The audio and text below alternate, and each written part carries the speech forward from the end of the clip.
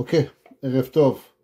D'abord, ce soir, le shiur, il est Leilou Nishmat, ce soir c'est la Hiloula de Rabbi Nathan de Breslev, le grand maître du 19e siècle, Talmid et élève principal de Rabbi Nachman de Breslev. Grâce à lui, tous les enseignements de Rabbi Nachman ont pu être enseignés.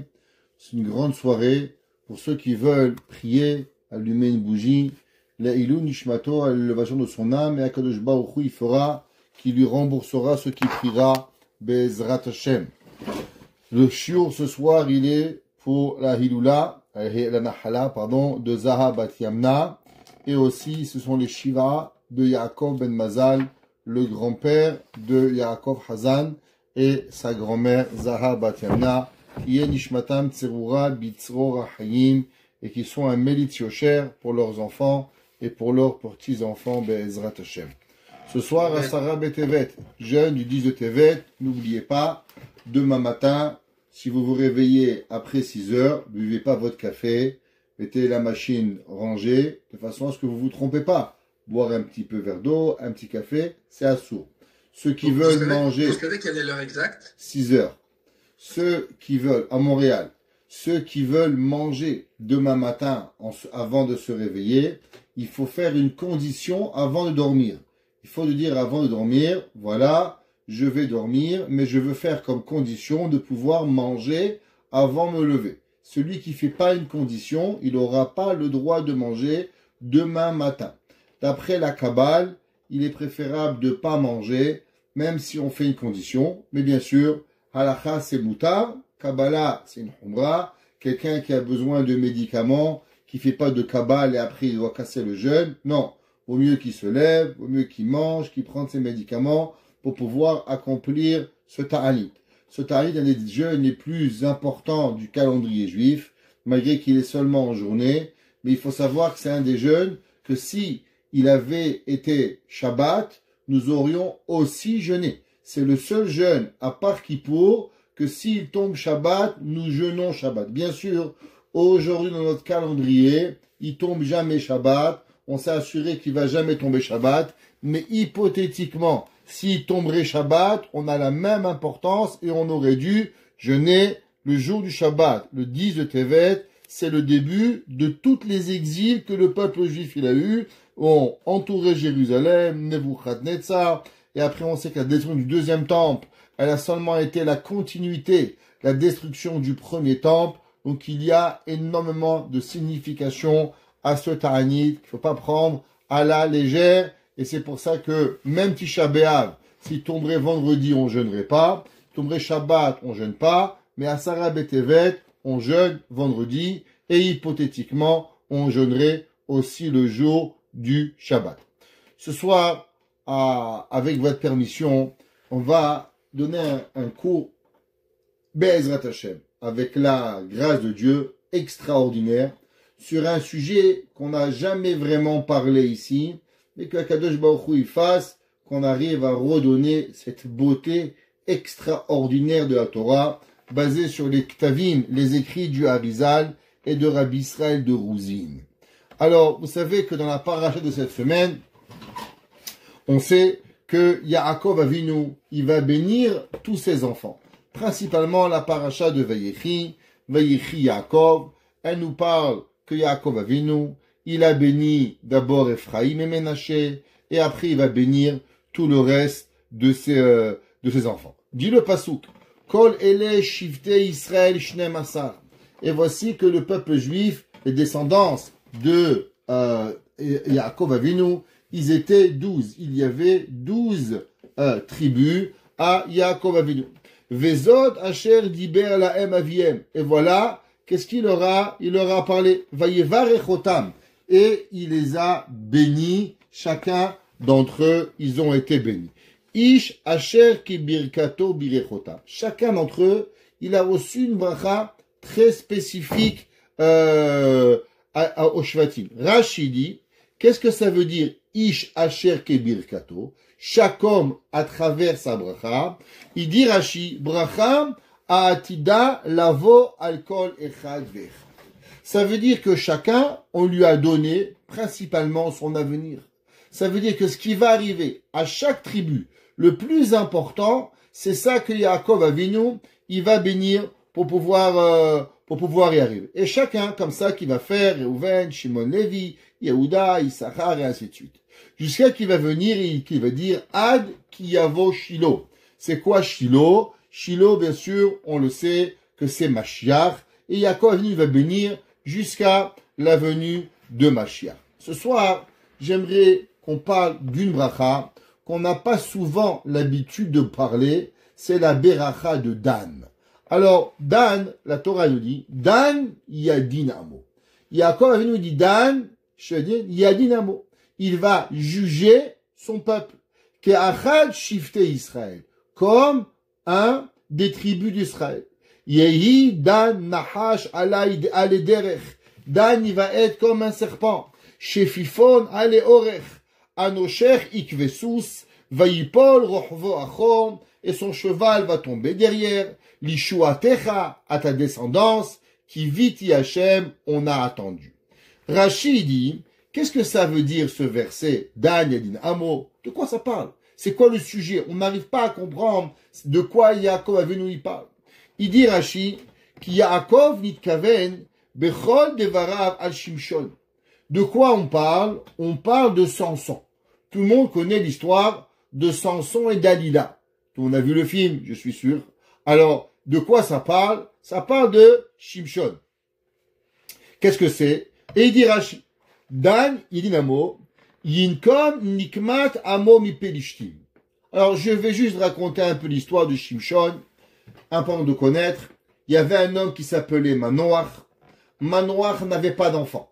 À quelle étape, à quel moment dans l'histoire juive on se passe? On se pose juste à la même époque de David Amelech. David Amelech, il n'est pas encore né. Il a un aïeux qui s'appelle Boaz. Tout le monde connaît. Boaz et Ruth. Vous connaissez, ils se sont mariés. À cette même époque du mariage entre Boaz et Ruth, toute l'histoire de Boaz et Ruth, il y a à ce moment-là un homme qui s'appelle Manoach.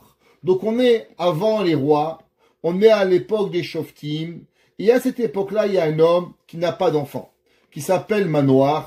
D'après la Kabbale, Manoach était un homme hyper tzaddik, comme on en a déjà parlé dans un cours précédent. Manoach était quelqu'un qui connaissait tous les secrets kabbalistiques de sa génération. Il était un petit peu moins que Avraham Avinu, comme c'est marqué dans le Chida. Alors, un jour, Madame Manoach, elle a vu un ange qui est venu du ciel et qui lui a dit, Madame, tu vas être enceinte et tu vas avoir un bébé. Et ce bébé-là, il doit faire excessivement attention. Il va devenir nazir. Qu'est-ce que ça veut dire nazir? Nazir était généralement, à l'époque du temple, un homme qui voyait une histoire pas très belle. De quoi on parle? On parlait de la femme sota. C'est quoi une femme sota? Une femme que malheureusement, son mari lui a dit ne pas t'enfermer avec tel homme. Et elle n'a pas écouté. Et le mari, il a des doutes à savoir est-ce que sa femme l'a trompé avec ce mari. Alors il devait l'amener au Beth Amikdash. Et là-bas, on faisait une cérémonie qui était pas très belle. On devait lui déchirer les habits, lui enlever sa perruque. Et par la suite, la faire boire une formule magique qui était de l'eau, avec de la terre du Beth Amikdash, avec une paracha qu'on devait écrire, et on faisait fondre dans cette eau-là, avec des choses, des herbes amères, et madame, elle devait boire. Et si elle avait trompé son mari, alors comme le nom le dit, sauta, sauter, elle explosait, malheureusement. Et à l'inverse, si son mari l'avait soupçonné gratuitement, elle était bénie par toutes les brachot qu'il pouvait avoir. Elle avait des enfants blancs, elle avait des enfants, des petits, des grands, des beaux, des moches. Tout ce qu'elle pouvait avoir, elle recevait. La Gemara nous dit, un homme qui assistait à cette cérémonie de Sota, alors généralement, qu'est-ce qu'il faisait? Il s'abstenait de boire du vin, de manger des raisins, de manger des peaux de raisin, et même de manger des graines de raisin, s'impurifier au mort, et il devenait aussi pur qu'un Kohen Gadol. Ça veut dire que toutes les lois, pratiquement qu'un Kohen Gadol avait, de ne pas s'impurifier à personne, pareil le Nazir il avait. La Torah nous dit que Shimshon, intéressant, Akadosh Baruch Hu, le malach qui s'appelait Péli, il va venir chez Madame Shimshon, Madame Manoach, et il va dire, voilà, tu vas avoir un enfant. Maintenant, cet enfant-là, tu dois faire attention qu'il va devenir Nézir. Il doit devenir Nazir, mais pas au moment où il va naître, il va devenir Nazir depuis ton ventre. Ça veut dire que toi, déjà, maintenant, tu dois t'abstenir de boire du vin, t'impurifier aux morts, et il va devenir un homme extraordinaire. Nazir, Shimshon va devenir le Nazir, il va devenir le chauffette de Klal Israël, et il va tuer énormément de Pélishtim. Il va en tuer par milliers, comme on va voir, et à la fin de sa vie, malheureusement, Shimshon va être capturé par un stratagème d'une femme qui s'appelait Dalila. Delilah ou Dalila, c'est pareil, qu'elle va le séduire et elle va lui crever les yeux et ils vont l'amener dans le centre de la Avodah Zara qui s'appelait Dagan, qui était un centre énorme avec des milliers de personnes. La Gemara dit qu'il y avait des dizaines et des dizaines de milliers de personnes. Et là, Shimshon, il va demander à Kadosh Baruch Hu de lui donner encore une fois sa force et il va pousser les piliers centraux de la place où il va être et il va tuer tous les Palestiniens de l'époque, Bimhera Biyamenu, que de nos jours aussi, nous voyons la perte des Pélishtim et que Akadosh Baruch Hu, il amène la Geoula Shelema, comme ce qui est arrivé avec Shimshon. Nous dit Rashi, Dan Inamo, Yinkom Nikmat Amo Mi Pélishtim. Dan, il va venir et il va, c'est qui? C'est Shimshon. Il va venger le peuple juif des Pélishtim. Ke achad shifte Israël. Comme un des tribus d'Israël. Kol Israël yu ke echad amo. Ve'et kulam yedin. Tout le peuple juif va être comme une des tribus. Et lui, Shimshon, il va juger tout le monde. Ve'al Shimshon niba nevuazu. Il dit Rashi, de qui on parle? Qui à l'époque a pu juger tout le monde comme cela? Qu'une fois, un homme, il s'appelait Shimshon. Hanosher ikvesus, qui va mordre l'arrière d'un cheval, kar darko shel nachash. Et il dit Rashi, vedimaou le nachash hanosher ikvesus. Il a comparé Shimshon à un serpent. Vaipol rochvo achor shelo nagabo. Et il dit que la charrette tombe à l'arrière, pareil que Shimshon, au moment où il va pousser les deux piliers de la Avodah Zara du centre de Dagan, alors généralement, quand vous implosez une maison, tout tombe sur la personne. Yaakov Avinu, il va prier pour Shimshon, qu'au moment où il va effondrer le stade où il y avait là-bas ces milliers de personnes, à la place que tout le monde tombe sur lui, tous les Pélishtim vont tomber à l'arrière de lui.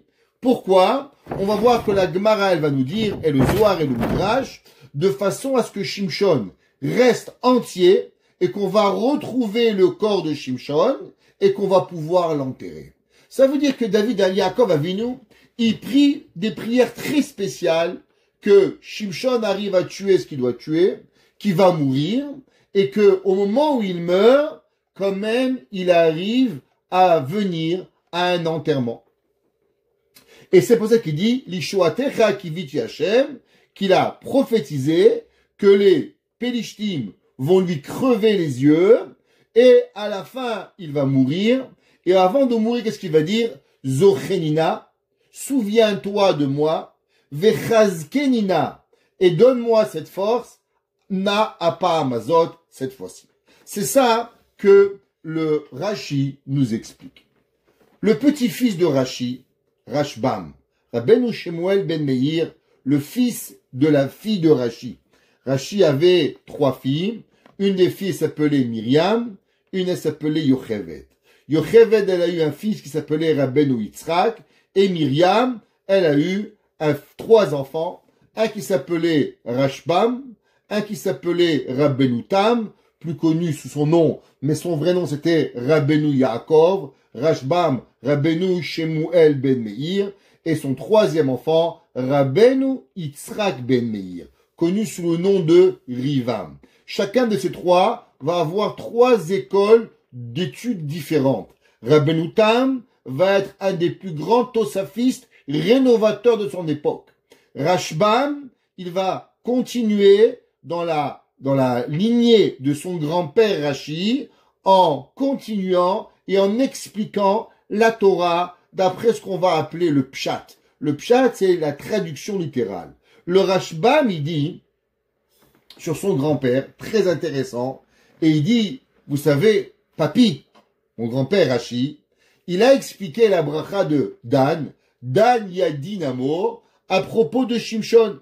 Et il dit, Rashbam, lo yada be'om kopshuto shel mikra. Celui qui dit ça, il n'a pas compris le verset. En un mot, Bechila, il dit, Papi Rashi, tu t'es planté.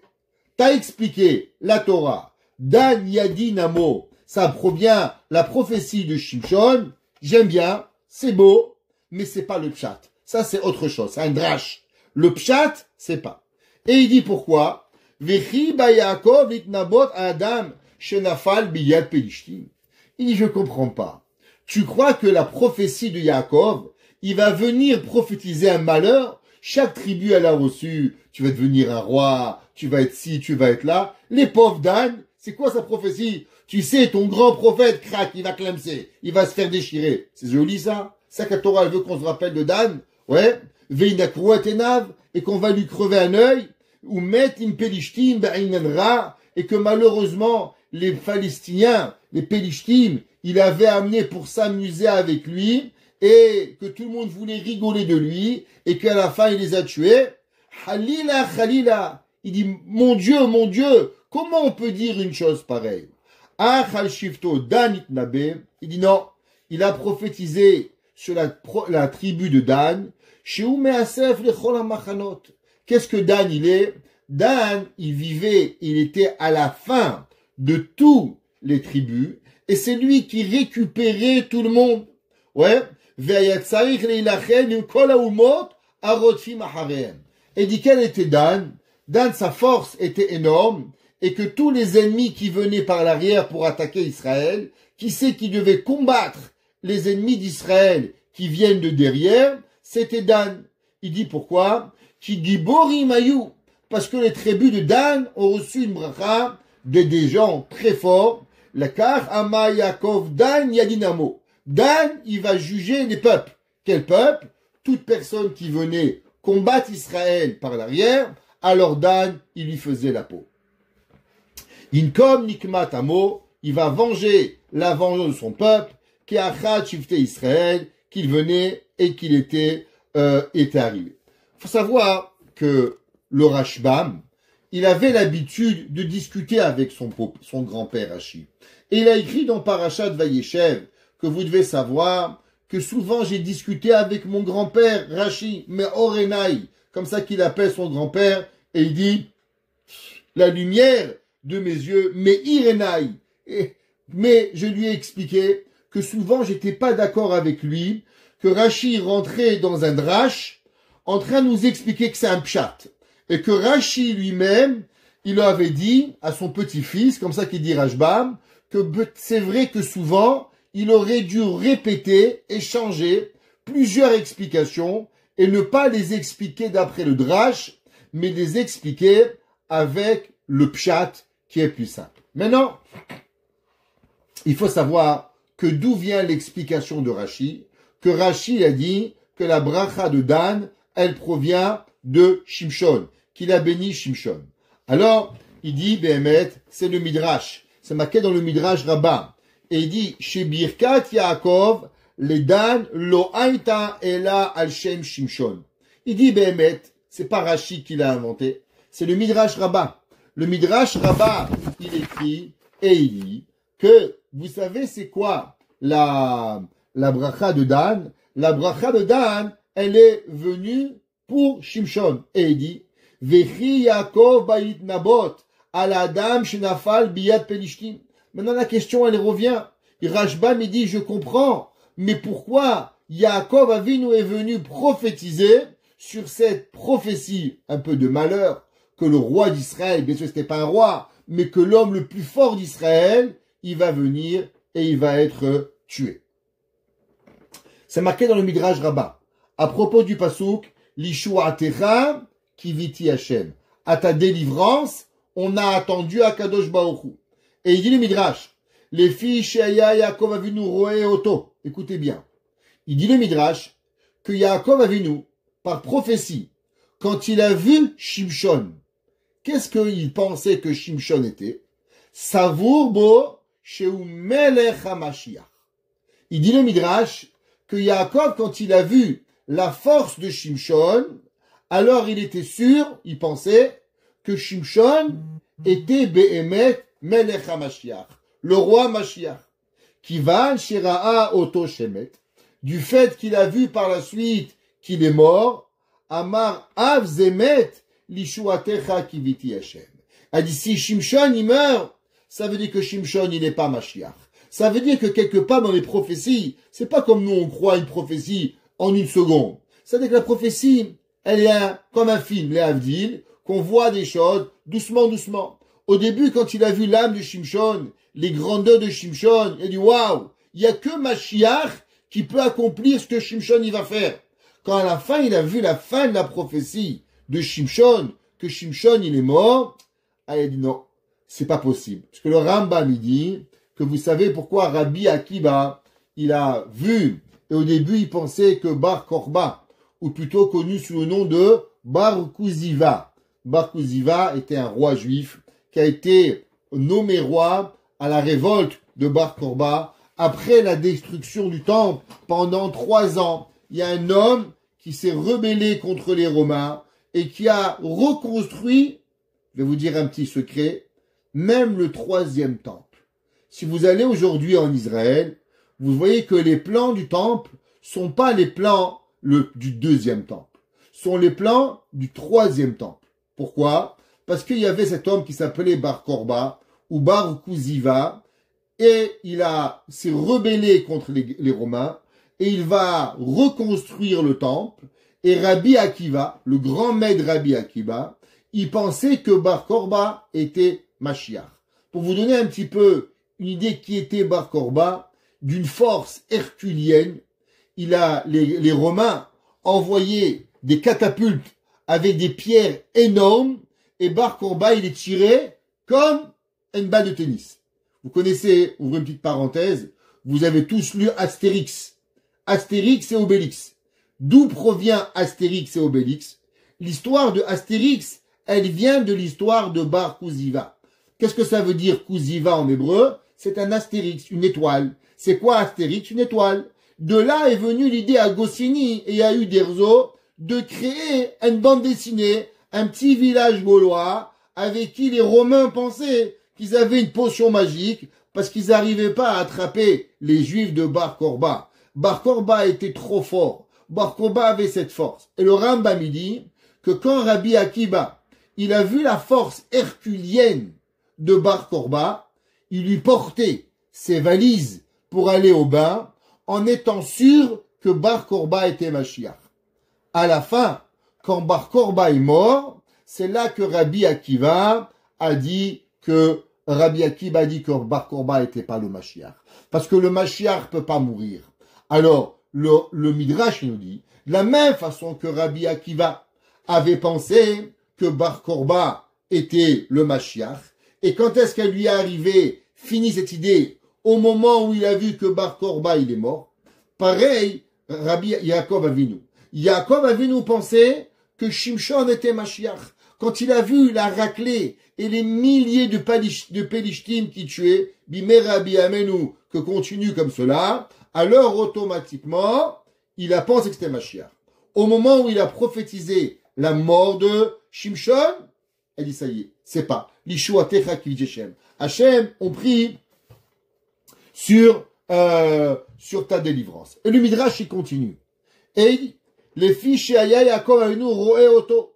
Il a vu, Vesoverbo chez Geoula Mageet Beyamav. Rabbi Yaakov Avinu, dit le Midrash, il était sûr que la Geoula chez les mains viendrait à l'époque de Shimshon. Kivan Shera'a Shemet miyat ama lishuatecha kiviti Hashem. Le Midrash, il dit encore, Yaakov Avinu, il pensait que peut-être dans le temps de Shimshon, peut-être c'était pas lui, mais quand il a vu que Shimshon, il est mort, il dit, si Shimshon, il meurt, alors il n'y a pas, ce sera pas l'époque de Shimshon qui va venir Mashiach. Un Midrash, un autre Midrash. Le Midrash, il dit, Dan yadinamo keachad shifte Israël. Qu'est-ce que ça veut dire? Le Midrash, il dit quelque chose incompréhensible. Qu'est-ce que ça veut dire? Dan yadinamo keachad shifte Israël. Comme unique, une des tribus d'Israël. Dit le Midrash, qu'est-ce que ça veut dire ce mot achad? Généralement, quand est-ce qu'on dit le mot echad? On dit le mot Shema Israël, Hashem Elokeinu, Hashem Echad. Le nom Echad, il est généralement associé à Akadosh Baruch Hu. Alors pourquoi Yaakov Avinu, il associe le mot Echad à Shimshon? Pourquoi? C'est quoi cette connotation, une corrélation entre Echad de Shimshon et Echad de Akadosh Baruch Hu? Dit le Midrash, vous savez pour toi, qu'est-ce que ça veut dire? Ki yechido shel olam. Que Shimshon, il sera unique dans son monde. Qu'est-ce que ça veut dire? Il dit, ma yechido shel olam eno tsarich siyua. La même façon que Dieu, il n'y a pas à l'aider. Lui, il vous aide. Vous ne pouvez pas aider Dieu, vous. Qu'est-ce que vous allez faire? Vous allez tenir le soleil? Ouais? Vous allez attraper? Comme un jour, il a dit le roi du Maroc. Il dit, Marocains et Marocaines. Les Américains, ils sont montés sur la lune. Nous, on va monter sur le soleil. Il dit, mais vous rigolez, on va cramer. Il dit, Ahmar, on va monter quand il fait nuit. Ok? Alors, on va faire quoi, Kadosh Baruch Hu? On peut rien faire. Dit le Midrash, la même façon que Dieu, tu peux pas l'aider, car Shimshon ben Manoach eno tsarich le siyua. Vous allez voir, durant tout le règne de Manoach, il va faire tout seul. Il n'avait pas des gens qui l'aidaient. Toutes les guerres qu'il faisait, Manoach était seul. Dit le Midrash, pourquoi? Parce qu'il avait une unicité humaine que Akadosh Baruch Hu n'a jamais donné à personne. La même qu'Aviachol, la même façon que Hachem est unique et qu'il n'a pas besoin d'aide. Pareil, Manoach n'aura pas besoin de personne. Manoach fera ce qu'il a à faire tout seul. La Gemara, dans Masechet Sota, la Gemara, elle nous dit, dans Masechet Sota, page Yud Amud Aleph, la Gemara dit, Amar Bi Yochanan, il dit Rabbi Yochanan, Shimshon dan Israël ki aviem sheba shamayim. Shimshon, il a jugé le peuple juif comme Akadosh Baruch Hu. Que quoi? La Gemara dit, qu'est-ce que ça veut dire? Shenemar dan yadin amo keachad. Dan, il a jugé comme l'unique. C'est quoi keachad? La Gemara dit, comme Hachem. La même façon que Hachem, il s'appelle Echad. Alors, qu'est-ce que ça veut dire? Dan enamo keachad, comme l'unique. La même façon que Hachem, il est unique. Alors aussi, Shimshon, il est unique. Et la Gemara, elle continue. Amar Rabbi Yochanan. Il a dit, Rabbi Yochanan. Shimshon, al shmo shel Akadosh Baruch Hu nikra. Shimshon, vous savez quel nom il avait? Il avait le nom d'Akadosh Baruch Hu. Pourquoi? Parce que c'est marqué dans le Teilim 84, 12. Vous avez le Teilim à côté de vous, je suis sûr. Alors vous allez le voir. Et là-bas, c'est marqué, Ki shemesh ou magen Hashem Elokim.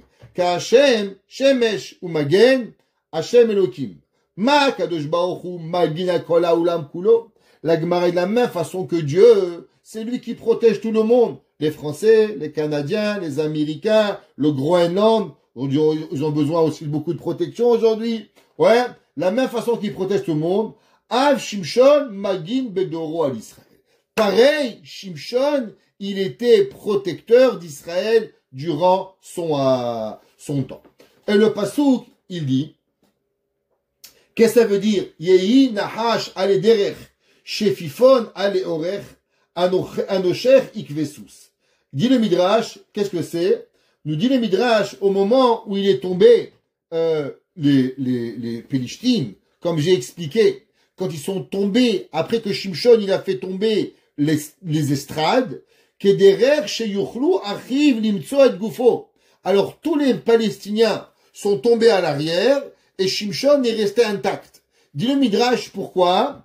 Il dit que chez Yuchlu Achiv limtso et gufo bekalut, pour qu'il puisse retrouver son corps facilement, vers Israël, et l'enterrer rapidement à un enterrement juif.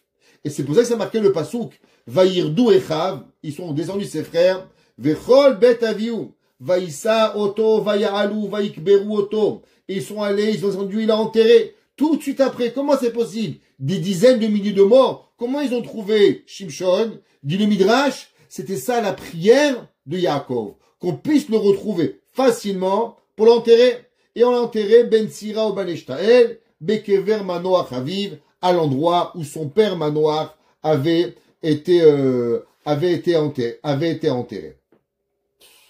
Nous dit le Midrash que qui c'est qui a prié pour cela? Eh ben, c'est Yaakov Avinu qui avait pris. Qu'est-ce que ça veut dire l'Ishuatecha qui viti Hashem?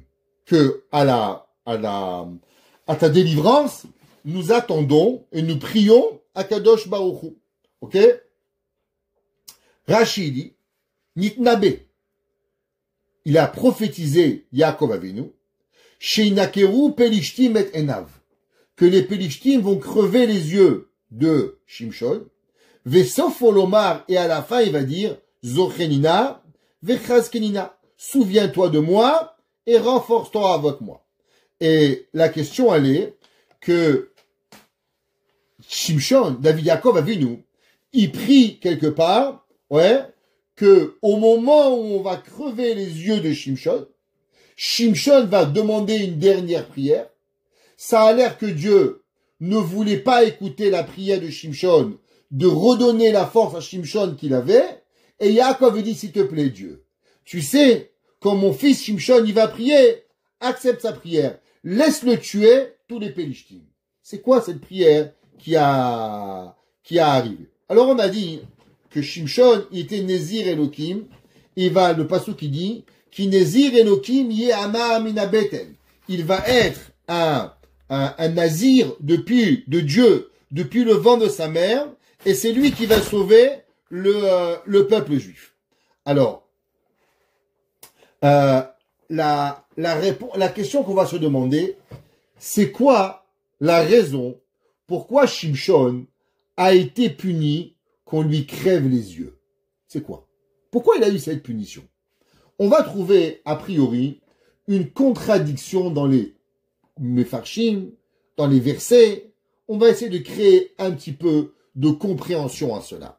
Alors c'est marqué dans le pasuk, Vaikra Shimshon el Hashem.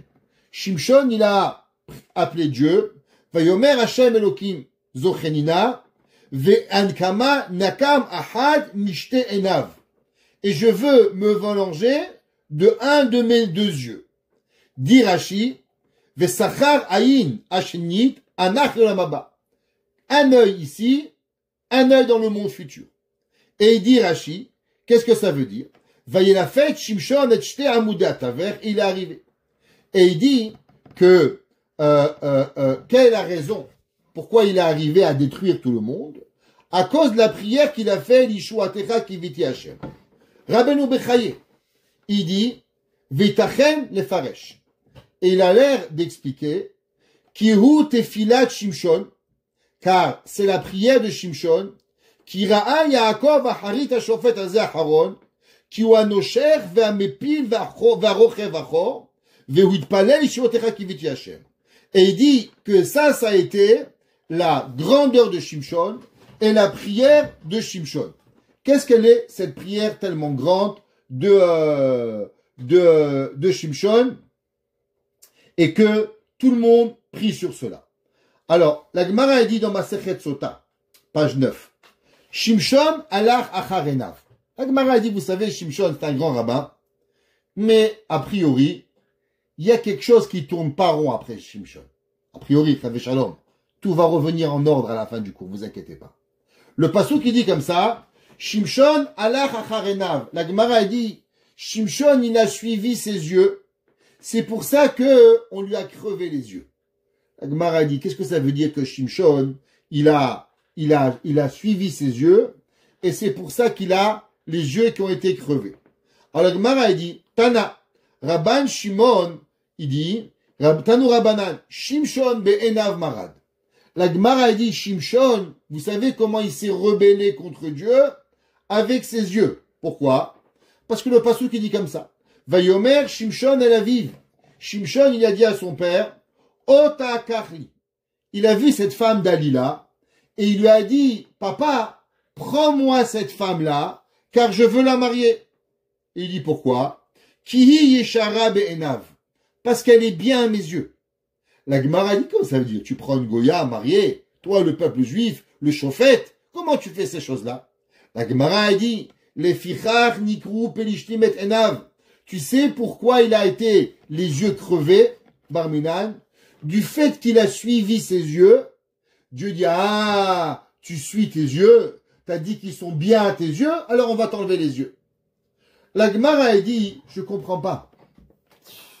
Comment c'est possible que tu dis que Shimshon était quelque part un petit peu tordu et qu'il a suivi ses yeux? Le verset dit comme ça, Ve'aktiv ve'avi ve'imo lo yadu ki mehashemu.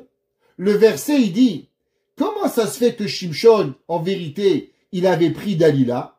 Le verset il dit, regarderez là-bas, dans Shoftim, chapitre 14, verset 4, le pasuk qui dit, et son père et sa mère ne savaient pas qu'en vérité, c'était un plan divin. Ça veut dire que Shimshon, il a choisi Dalila, c'était pas seulement par envie physique, il y avait un plan totalement divin derrière cela. La Gemara dit alors pourquoi il a perdu ses yeux? Si c'est Dieu qui voulait, qui va se marier avec Dalila, alors pourquoi il a été puni qu'on lui crève les yeux? La Gemara dit tu as raison. Ouais. Ki to'ana ou mevakesh les pelishtim. Parce qu'en vérité, c'était Dieu qui avait fait ça, de façon à ce que quoi? À ce qu'on tue plein des pelishtim.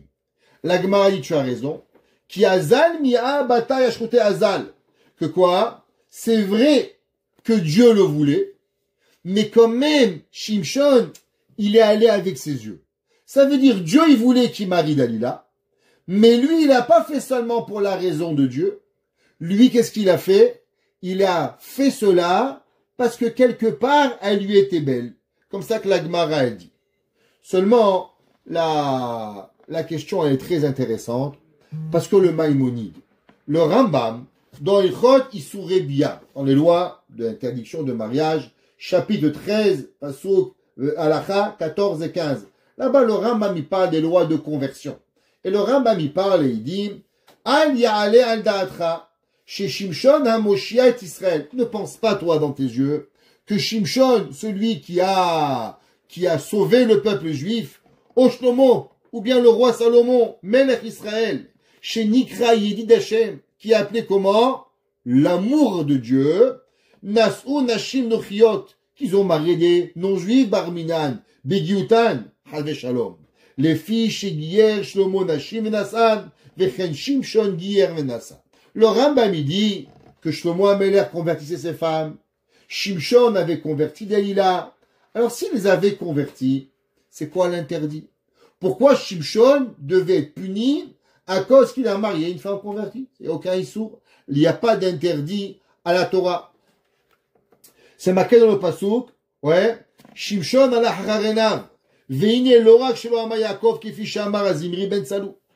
La question, elle est, vous savez que la bracha avant Dan, il y avait bracha de Shimon et Lévi. Shimon et Lévi vont avoir deux descendances. Lévi va avoir Korach, et Shimon va avoir Zimri. Au moment où Yaakov Avinu, il va pas des tribus de Shimon et Lévi, qu'est-ce qu'il va dire? Besodam al nafsho al tavo nafshi, bikala matechat kevodi. Il veut pas qu'on associe son nom à Shimon et Lévi. Shimon au moment de Zimri ben Salou et Lévi au moment de Korach. Ça veut dire du fait qu'ils ont fait un péché, Yaakov veut pas s'associer avec eux. La question, si Béhémet Shimshon, il est aussi mauvais que Zimri ben Salou, alors pourquoi Yaakov Avinu, il prophétise l'histoire de Shimshon, mais il dit pas qu'il veut s'éloigner de Shimshon. Il veut rester connecté avec Shimshon. Je comprends pas. Zimri ben Salou, tu l'as jeté. Korach, tu l'as jeté. Si Shimshon, il est mauvais, alors mets-le de côté aussi. Pourquoi tu le gardes? Comme ça que les Mefarshim, ils demandent. Ouais. De plus, Shimshon, comment il est appelé? Nézir Elohim. Un nazir de Dieu. Vous savez que généralement, Dieu ne donne jamais son nom sur aucun être vivant tant que l'homme, il est vivant. Alors, comment c'est possible que Shimshon, il a reçu un titre divin, Nézir Elohim, avant même qu'il naisse, quand il est dans le ventre de sa mère, si à la fin, il peut tomber si bas? Quoi, Kadosh Baruch Hu, il savait pas ce qui allait arriver avec Shimshon, qu'il allait devenir une personne mauvaise, Rav Shalom. Alors pourquoi à Kadosh Baruch Hu, il lui a donné ce titre-là? Pour comprendre ça, on va expliquer un enseignement du Rabbi de Rouzine. L'enseignement, elle a deux préfaces avec une explication. Préface numéro 1 et préface numéro 2. Et il dit, d'abord, il faut savoir que toute l'histoire de Shimshon, elle est très compliquée. Vous savez que déjà le concept du nazir, la Torah, elle dit Ish o Isha, qui yafli, c'est étonnant, ouais, de devenir nazir. Tout la naziroute, c'est compliqué à comprendre. Nazir Shimshon, encore plus. Et il dit, le Admor de Rouzine, Akdama Aleph. Viens, on va prendre première préface. Et là, ça devient intéressant. Là, c'était un petit peu barbant. Là, ça devient un peu plus intéressant. Il dit le Rabbi de Rouzine. Yadoua, Asher Bechet Adam Arishon. Vous savez, on a déjà expliqué souvent. Au moment où Adam Arishon, il a mangé le fruit interdit. On va voir ce que ça veut dire, ce fruit interdit. À ce moment-là, il y a eu une explosion. 288 étincelles de sainteté qui sont explosées à travers le monde. Et il dit, Ad Asher en Bekoach Atzadikim la Alotam.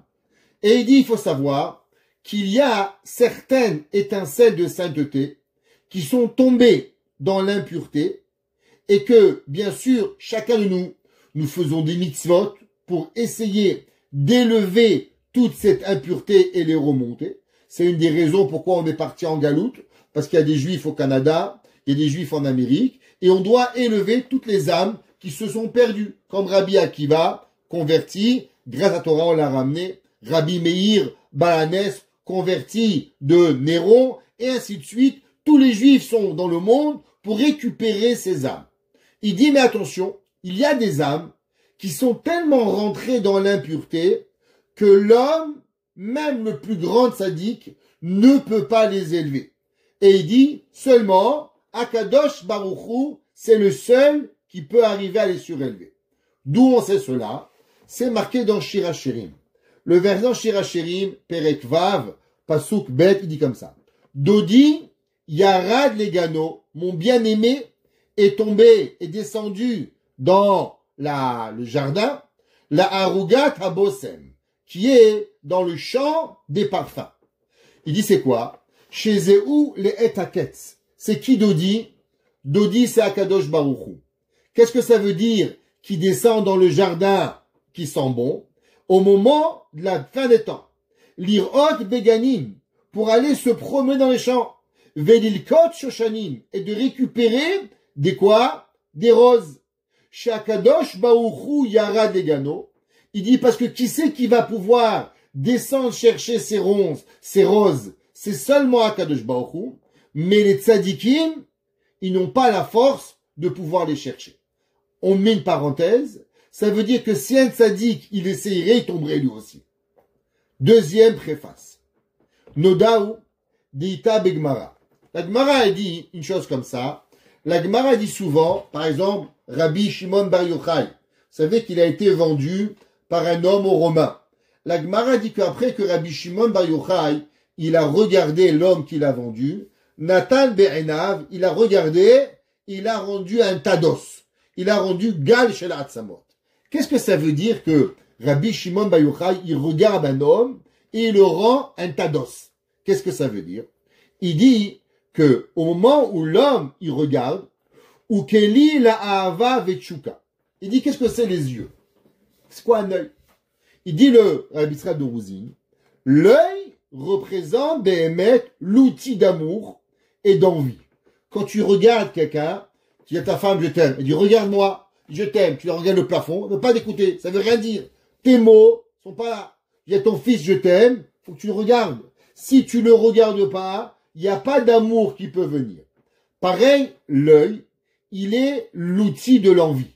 Comment un homme, il a envie d'un steak? Parce qu'il le voit. Comment un homme, il a envie d'une voiture? Parce qu'il la voit. Donc l'œil, il a deux outils. L'amour et l'envie. Vehu chitzoniyut ahava miachoraim shela. Mais en vérité, l'œil, il regarde seulement l'extérieur.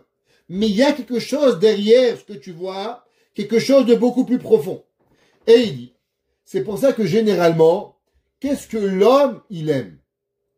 L'homme, il aime, on appelle ça en arabe, le floss. Vous connaissez le floss? L'argent. Alors, comment on écrit l'argent en hébreu? Kouf, samer, pe. C'est les 3 lignes. Maintenant, si vous prenez le mot aïn, aleph, yud, nun, ok? Maintenant, si vous prenez après la lettre aïn, qu'est-ce que vous avez comme lettre? P. Après la lettre yud, kaf. Après la lettre nun, samer. Alors vous voyez, l'après aïn, c'est quoi? Kesef. Qu'est-ce que l'œil, il voit après? L'œil, qu'est-ce que c'est marqué? Il voit le kesef. D'abord, tu vois le aïn, l'œil, mais en vérité, derrière l'œil, il y a quelque chose de plus, qui s'appelle le après, qui s'appelle l'argent. Et là, le kesef, c'est aussi la tava, mais c'est aussi la volonté. Pour ceux qui ils se rappellent le passage, c'est marqué Nirsof, Nirsafta. Qu'est-ce que ça veut dire Nirsof, Nirsafta? Paracha, Perek Lamed Aleph dans Bereshit, l'envie. Kesef, ça veut dire argent, mais ça vient aussi du mot kisufin, des envies. Quand l'homme, il a envie de quelque chose, comment on appelle ça en hébreu? Des kisufin. Nirsof, Nirsafta. Ça veut dire que l'œil, qu'est-ce que tu vois? Mais derrière l'œil, il y a autre chose. Il y a une envie qui se crée. Et il dit, c'est pour cela que quand le tzaddik, il a envie de séparer, et achoté à omed et fanav, ou leotzi mimenu à etekadosh. Qu'est-ce qu'il doit faire quand le tzaddik, il veut sauver une personne, et il veut lui enlever dans lui une étincelle de kedusha, ayat sarich laret enavo, sheu inyan kiruv ahavato anitzotz. Il dit, qu'est-ce que c'est le but qu'un tzaddik vous regarde? Il dit, au moment où le tzaddik, il vous regarde, alors au moment où il pose ses yeux vers vous, alors il crée chez vous une envie de vouloir vous rapprocher d'Akadosh Baruch Hu. Grâce à ce que le tzaddik, il regarde la personne, alors il réveille chez l'homme la volonté de servir Akadosh Baruch Hu. Ou mimela, à cause de cela, Yatsan Kadosh Menu v'nichlal batzadik. Alors il dit, c'est pour ça que quoi? Que quand il y avait un homme mauvais, comme Rabbi Shimon Bar Yochai, qu'est-ce qu'il a fait Rabbi Shimon? Il a regardé l'homme. Dans cet homme, il y a toujours une goutte de bien. Cette volonté de bien, qu'est-ce qu'elle se passe? Elle va sortir de l'homme et elle va vouloir, pas seulement se réveiller, elle va vouloir partir et elle se colle au tzaddik et l'homme il meurt. Ça veut dire que l'homme, le tzaddik, il a le pouvoir avec ses yeux, ou bien d'aller sortir cette étincelle du mal, ou bien de faire grandir cette étincelle chez la personne pour pouvoir le faire grandir. Ça dit qu'il y a deux choix. Si l'homme, il a des forces personnelles qui sont bonnes, quand le tzaddik qui vous regarde, il arrive à élever dans vous la volonté de devenir une meilleure personne. Quand l'homme, il est totalement mauvais, alors le tzaddik, qu'est-ce qu'il fait? Il vient chez l'homme, il le regarde, il va attirer de chez lui le bon, et l'homme, il va mourir. Parce qu'il va rester que le mal, et la seule Nekuda Tova, l'étincelle de bien qui est, elle va lui être enlevée. Et il dit que ça, c'est le concept de Shimshon. Quel rapport avec Shimshon tout ça? Il dit, Vayeha Isha. C'est marqué que Shimshon, il a aimé une femme, Benachal Shuruk, ou Shma Ben Delila. Qu'est-ce que ça veut dire? Il dit, vous savez que en hébreu, chaque voyelle, elle est une connotation de une des sphirotes. Vous vous rappelez, un jour, on avait fait un cours avec chaque voyelle. Le kamatz, le patach, le tséré, le sheva, le shuruk. Vous vous rappelez? chacune d'entre elles, elle provient, Behemet, d'une des sphirotes. Chesed, Gvura, Tiferet, Netzach, Od, Yisod, Malchut. Chacune d'entre elles, elle est Behemet, une des connotations des sphirotes. Il y a une qui s'appelle comment? Le Shuruk. Pas le chou rouge. Ouais, Shuruk. Alors, il dit, c'est quoi l'association de Shuruk?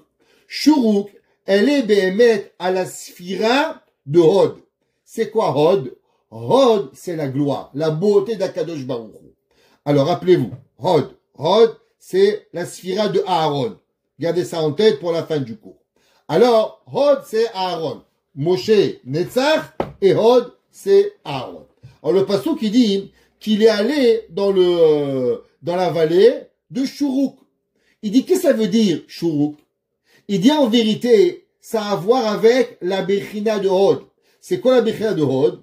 Il dit qu'en vérité, là-bas, dans cette sphira, qui est la beauté, là-bas, il y avait une Neshama, et une Neshama qui était très, très, très, très, très grande. Et qu'est-ce qu'il a voulu, Behemet?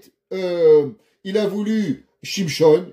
Shimshon, il a voulu aller élever les âmes qui étaient enfermées dans ces âmes, dans cette Bechina. Qu'est-ce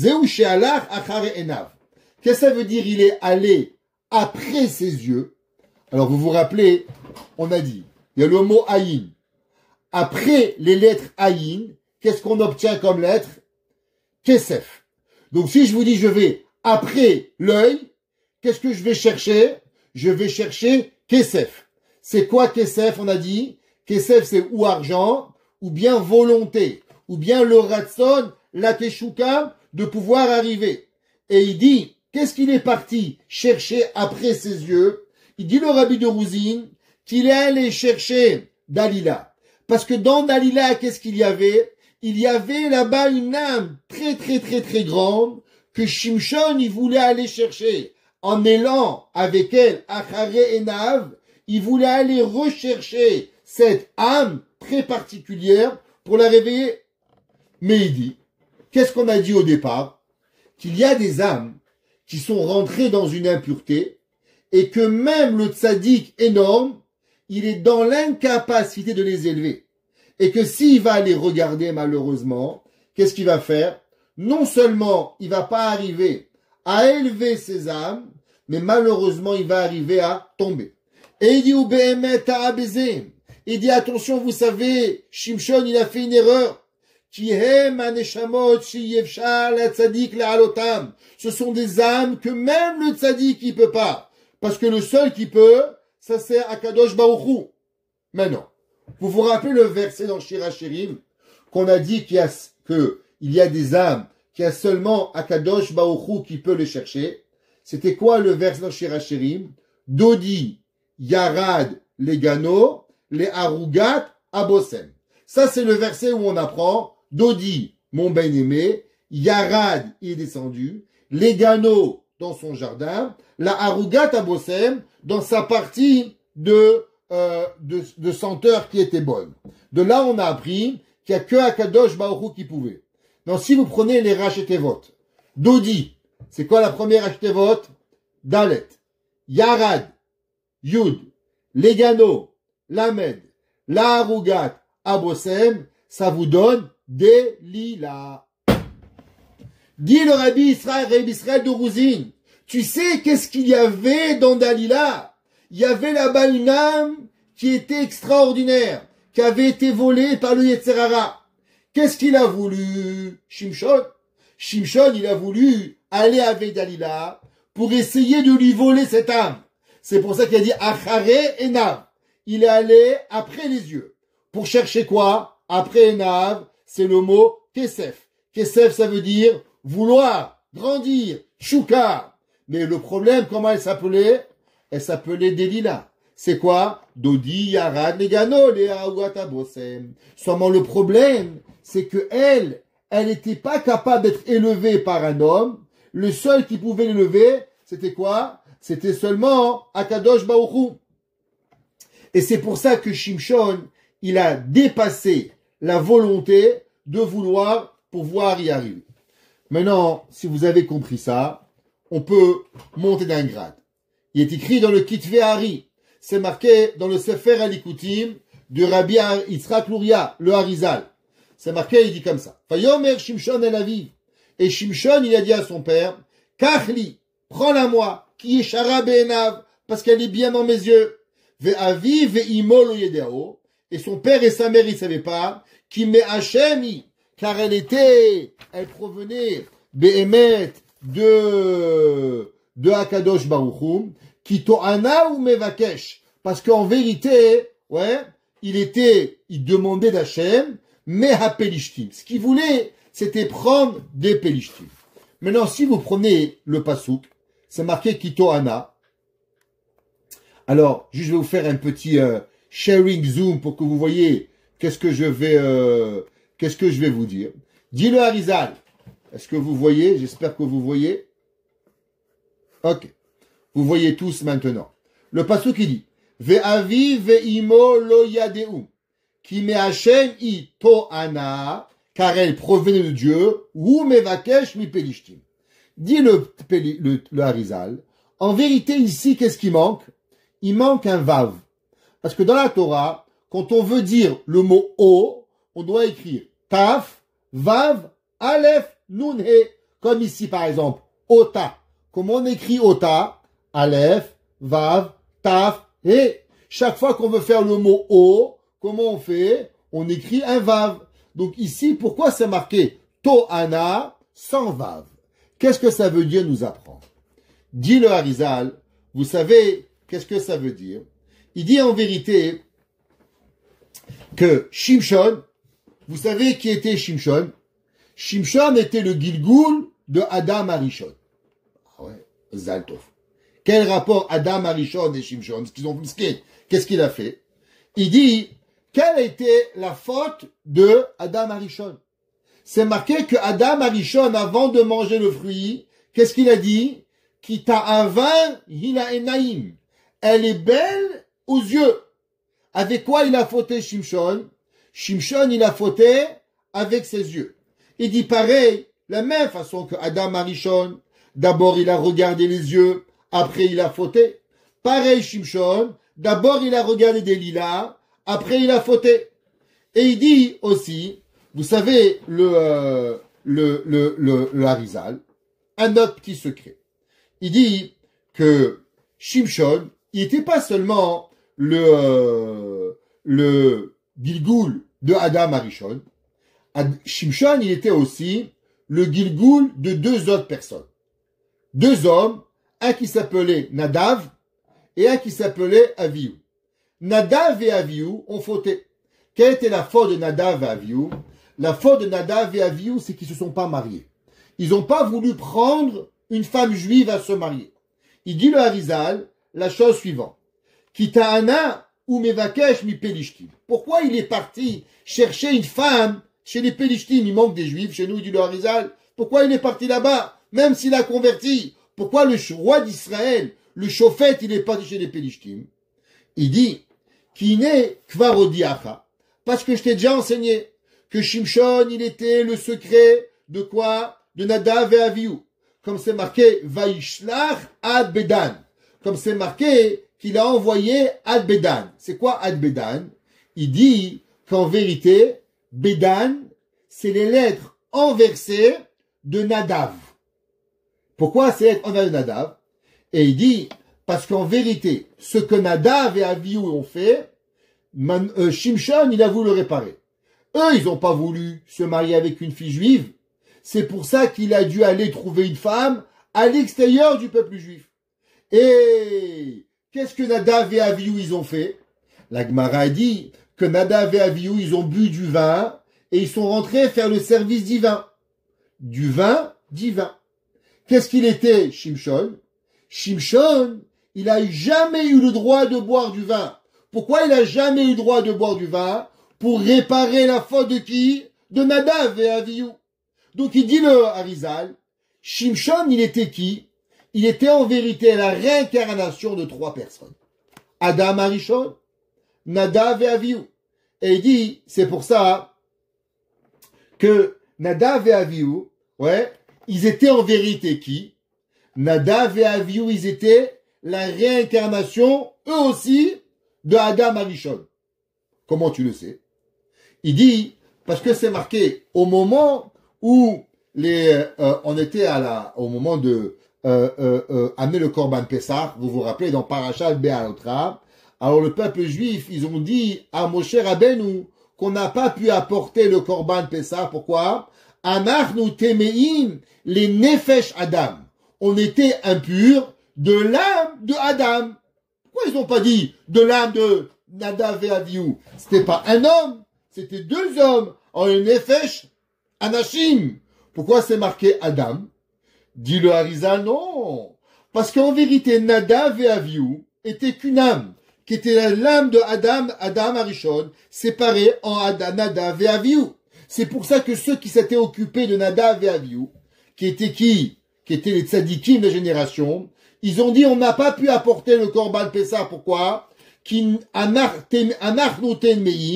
On est impur. À l'impureté de qui? Les nefesh, pas du corps, de l'âme de Adam. Parce que Nadav et Avihu, qu'est-ce qu'ils avaient comme âme? Ils avaient l'âme de Adam Arishon. Ouais. Alors, maintenant, vous vous rappelez, je vous ai dit qu'il manque un mot à propos de Tohana. Ouais. Il manque un mot. Maintenant, si on enlève les voyelles, si on enlève les voyelles de ce mot-là, ok? Ici, la Torah, elle a écrit Tohana. Maintenant, c'est que Adam Shimshon, il est le Gilgul de Adam Arishon. Adam Arishon, quel a été l'arbre qu'il a mangé dans le Gan Eden? Alors, il y a une marloquée dans la Gemara. D'après Ayman Be'amar, c'était quoi? C'était les figues. Pourquoi les figues? C'est pour ça que Dieu, il a pris les feuilles de figues et il a couvert Adam Arishon à nudité. Pourquoi il les a couverts avec des feuilles de figues? Pour leur dire, vous avez mangé la figue. Et c'est pour ça que maintenant vous avez honte. Alors on va prendre la feuille de l'arbre que vous avez fauté et on va vous couvrir.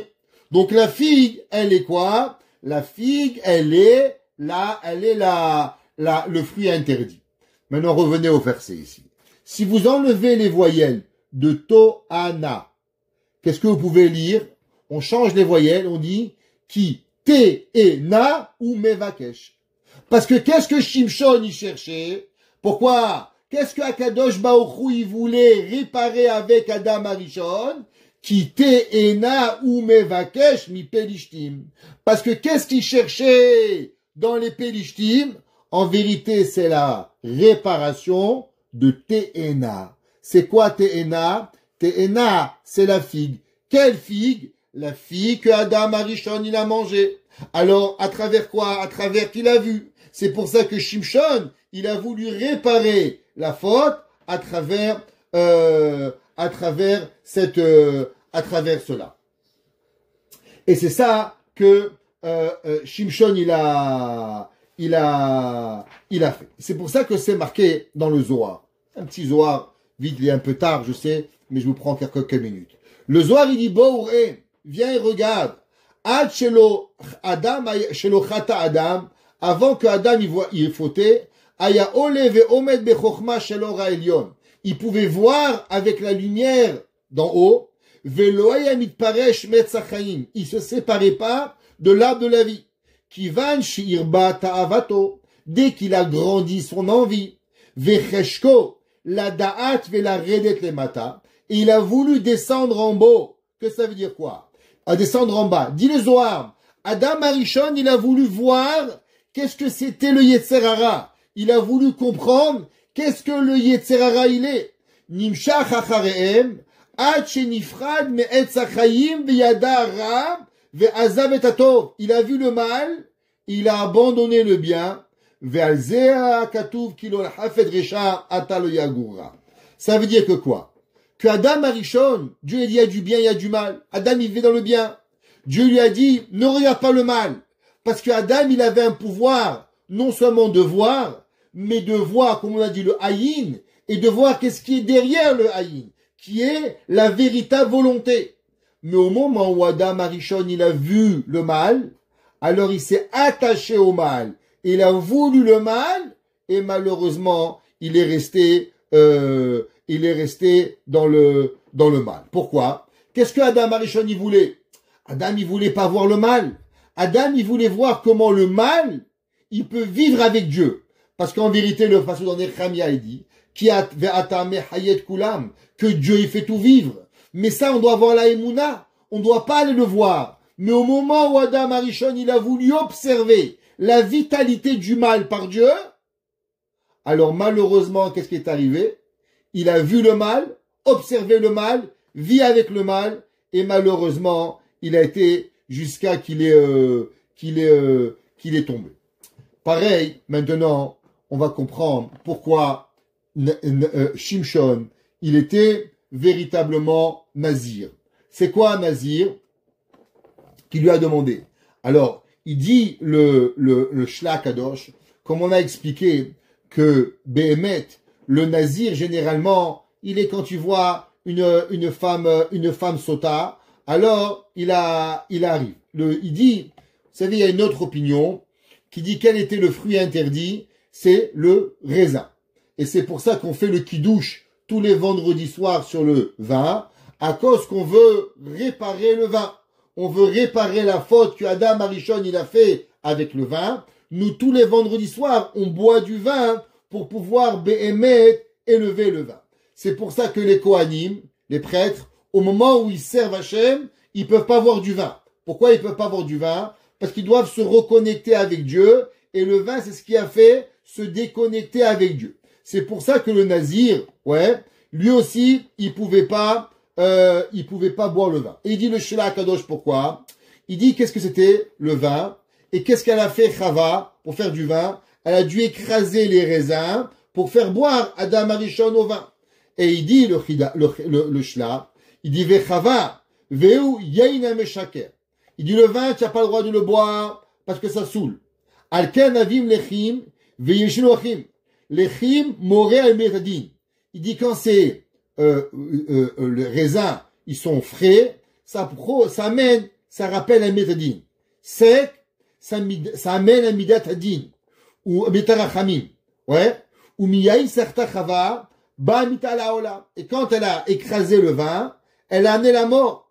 Il dit c'est pour ça que le nazir, il n'a pas le droit de boire du vin, mais il a aussi une chose qu'il n'a pas le droit. C'est quoi? S'impurifier au mort. Pourquoi le mort? Parce que le nazir, en vérité, il refait le tikkun de qui? Le tikkun de Adam Arishon. Et du fait qu'il refait le tikkun de Adam Arishon, alors automatiquement, c'est pour ça qu'il boit pas du vin, c'est pour ça qu'il boit pas des raisins, et c'est pour ça qu'il pouvait pas s'impurifier au mort pour pouvoir y arriver. Maintenant, juste vous dis une dernière chose. La Gemara, elle dit, dans ma Sechet Sota. La Gemara, elle dit, Tanura Banan. Je vous laisse tranquille pour ce soir.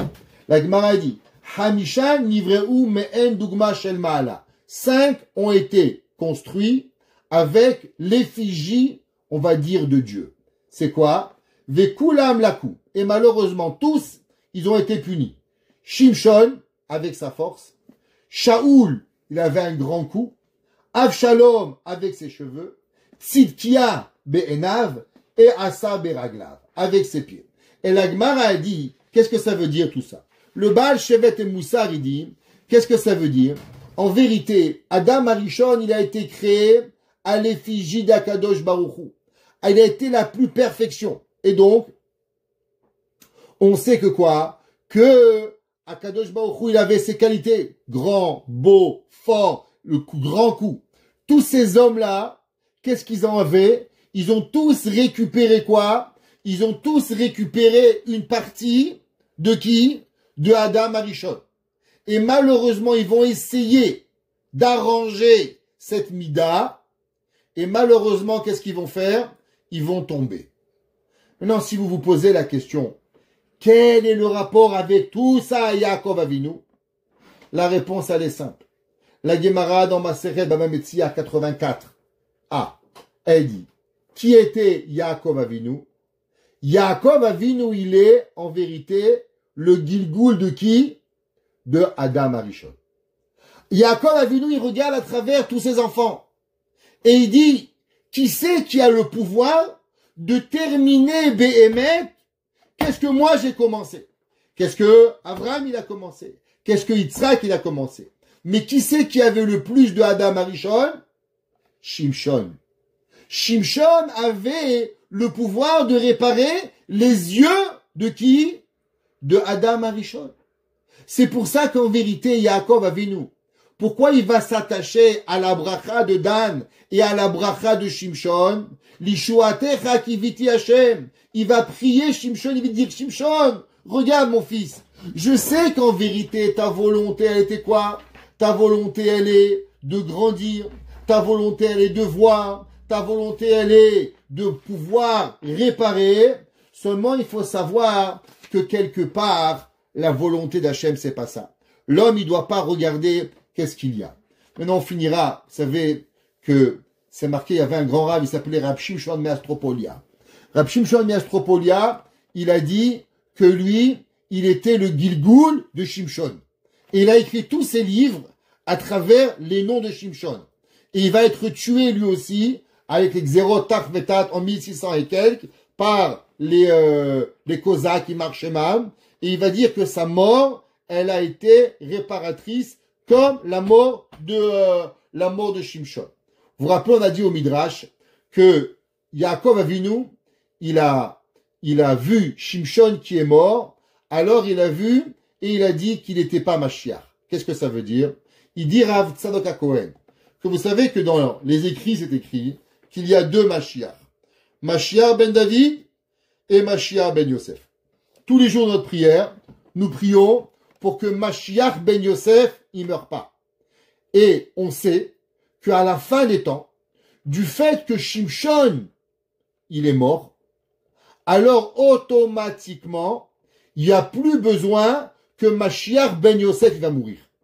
Du fait que Shimshon, il est mort, et le Rab Tzadok HaKohen, il a dit, c'est pour ça qu'il manquait un petit peu à cette punition. C'est pour ça que Rab Shimshon Me'Astropoli s'appelait Shimshon, comme Shimshon HaGibor, ouais. C'est pour ça que lui, il est mort. Après cela, Mashiach ben Yosef n'aura pas besoin de mourir. Il pourra rester en vie. C'est pour ça qu'au début, il a vu que Shimshon, il pensait que Shimshon c'était quoi? Shimshon était Mashiach ben Yosef. Alors automatiquement, il pensait que Mashiach allait arriver. Mais quand il est mort, il sait pas Mashiach. Pourquoi? Parce que nous, on sait très bien qu'à travers toutes les prières par les millénaires que le peuple juif y prie, que Mashiach ben Yosef ne meurt pas, alors Mashiach ben Yosef ne va pas mourir. Et c'est pour ça que Yaakov Avinu, il a dit que même que Shimshon, il va essayer par les moyens de réparer. Il va réparer à sa façon un petit peu la faute de Adam Arishon, mais du fait que Shimshon, il va mourir, alors automatiquement, c'est pas Mashiach ben Yosef, parce que nous sommes convaincus qu'avec les millénaires d'exil que nous avons passés, et les millénaires de prières que nous avons eus, Akadosh Baruch Hu, il va nous récompenser. Que non seulement que Mashiach ben David, mais aussi Mashiach ben Yosef va vivre, et que ensemble, on pourra s'extraire de la galoute. C'est pour ça que, c'est quoi, avec qui il s'est battu Shimshon? Il s'est battu avec les Pelishtim. Qu'est-ce que ça veut dire Pelesh? Pelesh, ouais, les Pelishtim, c'est Béhémet, c'est sortir. C'est quoi Yud Mem? Ouais, Yud Mem, c'est 50. C'est quoi 50? On sait que les Pelishtim, eux, ils ont envie de nous faire tomber dans le 50e degré d'impureté. Et qu'est-ce qu'il fait Shimshon? Shimshon, il vient et il nous extrait de la 50e degré de l'impureté et il nous amène au 50e degré de pureté. Et c'est pour ça que Shimshon, il était nazir. Et c'est pour ça que Yaakov Avinu, il va prophétiser Dan Yadin Amo, qui est Dan, c'est 50, Yadin, encore 50. Pourquoi? Pour nous promettre. Et quand on va voir l'histoire de Shimshon, alors on a de l'espoir. Et on va se dire que la même façon que Ad Yavo Shilo, que Mashiach il va venir, Mashiach ben David, alors aussi Mashiach ben Yosef vivra. Et tous ensemble, on pourra recevoir Mashiach Tzidkenu, Bimera Biyamenu. Amen. Amen.